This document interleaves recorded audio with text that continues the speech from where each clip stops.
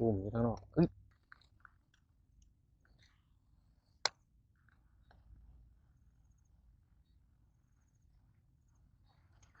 ผู้ใดมากก็มีแต่ว่าตัวใหญ่ๆ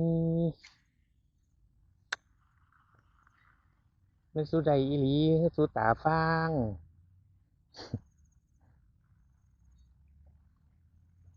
งั้นฟางแดดใจป่าโดหน่อยแต่ว่าตัวใหญ่บ่โอ้ฝุ่นตุ่มอยู่ข้างนอกเฮ้ยตุ่มอยู่ข้างนอกเฮ้ย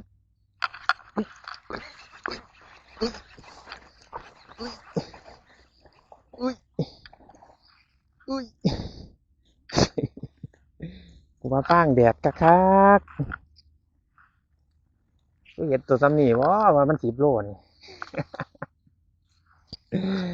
มาปวดหัวเด้เนาะยางฟางแดดแต่ก็สิว่าปลา10 โลบ่คือจังไดโอ้ยจะใส่โลทงตัวซ้ำนี่